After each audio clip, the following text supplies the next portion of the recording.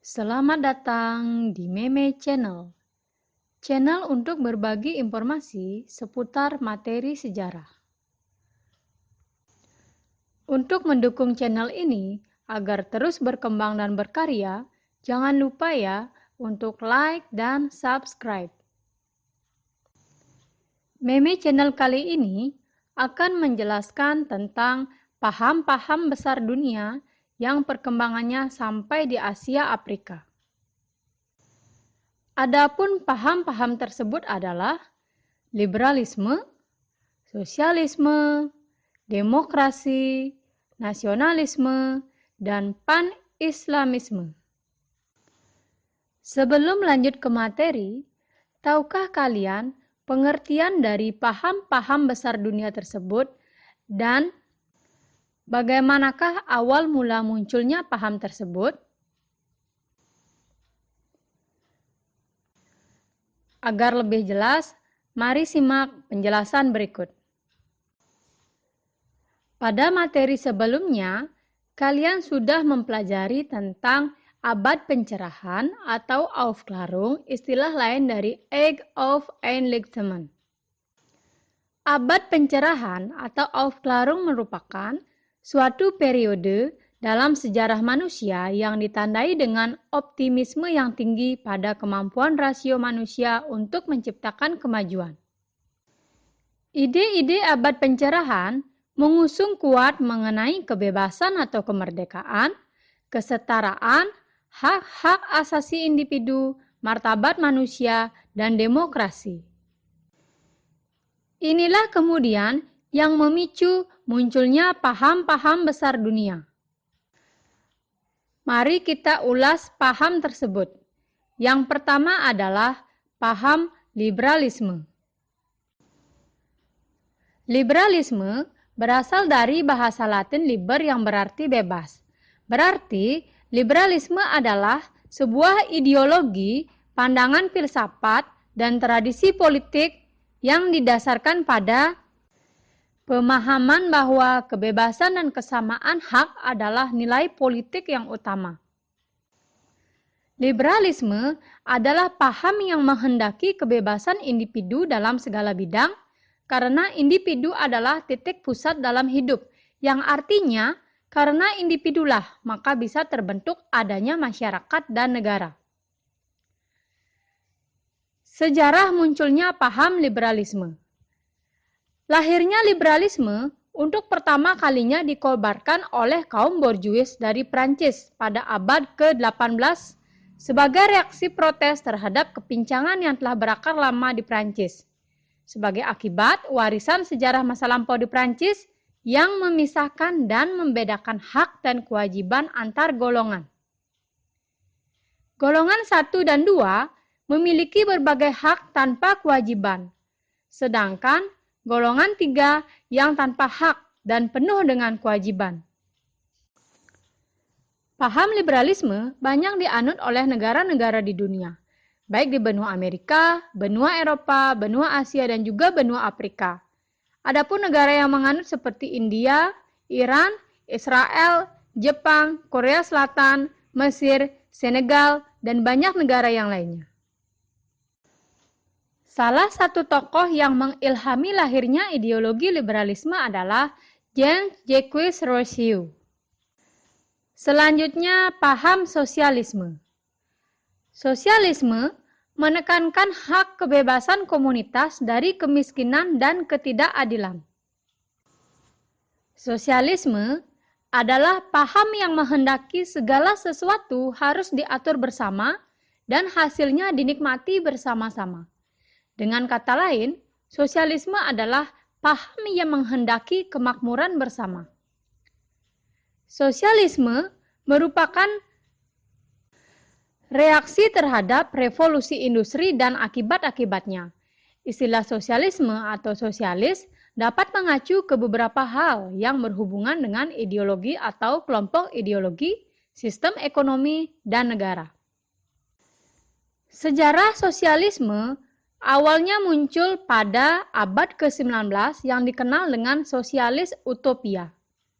Sosialisme ini lebih didasarkan pada pandangan kemanusiaan atau humanitarian. Ini berawal dari pergolakan kaum buruh industri dan buruh tani pada abad ke-19 hingga awal abad ke-20 berdasarkan prinsip solidaritas. Sekalipun gerakan-gerakan yang dinamakan sosialisme atau gerakan yang memprotes terhadap kepincangan yang ada dalam masyarakat telah lama muncul, namun istilah sosialisme baru pertama kali dipakai pada tahun 1827 dalam majalah Perkoperasian oleh Robert Owen. Orang yang berpengaruh dalam mengajar paham sosialisme adalah Karl Marx. Adapun negara-negara yang menganut paham sosialisme itu adalah negara-negara di Eropa Barat serta Kuba dan juga Venezuela. Selanjutnya adalah paham komunisme. Paham komunisme adalah sebuah paham yang menekankan kepemilikan bersama atas alat-alat produksi seperti tanah, tenaga kerja, dan juga modal, yang bertujuan untuk tercapainya masyarakat yang makmur, masyarakat komunis tanpa kelas, dan semua orang sama. Paham komunisme adalah bentuk perkembangan dari paham sosialisme dan merupakan sebuah koreksi terhadap paham kapitalisme di awal abad ke-19. Paham komunisme adalah paham yang merupakan sebagai bentuk reaksi atas perkembangan masyarakat kapitalis yang merupakan produk masyarakat liberal. Mereka itu mementingkan individu pemilik dan mengesampingkan buruh. Salah satu doktrin komunis adalah the permanent atau continuous revolution atau revolusi terus-menerus. Komunisme memang memprogramkan tercapainya masyarakat yang makmur, masyarakat komunis tanpa kelas, semua orang sama. Namun, untuk menuju ke sana, ada fase diktator proletariat, yaitu membersihkan kelas-kelas lawan komunisme, khususnya tuan-tuan tanah dan kapitalis. Sejarah munculnya paham komunisme berasal dari penganut paham Manifest der Kommunisten yang ditulis oleh Karl Marx dan Friedrich Engels. Selanjutnya adalah paham pan-islamisme. Inti gerakan pan-islamisme ini adalah bahwa Islam lemah menghadapi dominasi Eropa karena umatnya menyimpang dari ajaran sejati. Pan-islamisme adalah paham yang mempersatukan umat Islam di dunia untuk memerangi penjajahan bangsa Barat dan membawa kembali Golden Age atau masa kegemilangan Islam di kancah dunia. Awal mula munculnya paham pan-islamisme dimulai dari pendapat Jalaluddin Al-Afghani yang merupakan pelopor dari gerakan pan-islamisme.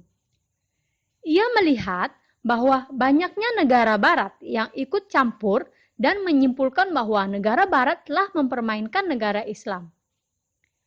Pan-islamisme di samping menguatkan semangat nasionalisme dan kebangsaan, mereka telah membuat suatu gerakan yang cukup revolusioner seperti pembentukan OKI atau Organisasi Konferensi Islam. Selanjutnya adalah paham demokrasi. Dalam sistem demokrasi, pemerintah memberi ruang yang sebesar-besarnya bagi individu untuk menentukan nasibnya sendiri. Demokrasi adalah paham yang secara politik didasari oleh suara rakyat, dari rakyat, oleh rakyat, dan untuk rakyat. Awal mula munculnya demokrasi sangat berhubungan dengan liberalisme, karena demokrasi menjunjung tinggi hak individu. Dimulai dari Magna Carta hingga dari awalnya di Polis Athena yang diperintah oleh Solon. Kemudian, akhirnya John Locke dan Montesquieu yang memunculkan semangat revolusi Prancis tentang liberté, égalité, dan fraternité, yang berarti kebebasan, persamaan, dan persaudaraan. Dan juga lembaga yang menaungi masyarakat yang kita kenal dengan konsep trias politika. Yang terakhir adalah paham nasionalisme. Nasionalisme adalah sikap sosial dan politik dari beberapa kelompok suatu bangsa yang mempunyai kesamaan bahasa, kebudayaan, dan wilayah, serta memiliki kesamaan tujuan dan cita-cita. Nasionalisme adalah paham yang mencintai bangsanya sendiri dan menjadi paham yang membuat semangat kemerdekaan di Asia Afrika. Adapun prinsip-prinsip yang mendasari paham nasionalisme adalah: yang pertama, prinsip kebersamaan; yang kedua, prinsip persatuan dan kesatuan; dan yang ketiga adalah prinsip demokrasi. Awal munculnya paham nasionalisme dimulai dari pemikiran Hans Kohn di abad ke-19 bahwa nasionalisme menunjukkan kesetiaan tertinggi pada negaranya. Hingga dimulai dari Perang Dunia Pertama, yakni karena semakin maraknya paham totalitarianisme dan sosialisme bahkan chauvinisme yang menyebabkan nasionalisme menjadi hal yang terpenting demi kemerdekaan dan kemenangan dari bangsa lain. Hal ini sama dengan perjuangan kemerdekaan di Asia Afrika. Demikian penjelasan dari Meme Channel kali ini terkait dengan materi paham-paham besar dunia. Melalui pemaparan materi ini, kita bisa mengetahui tentang paham-paham besar dunia dan juga pengaruhnya terhadap dunia hingga sampai di Asia Afrika. Sampai bertemu lagi di Meme Channel selanjutnya. Bye-bye.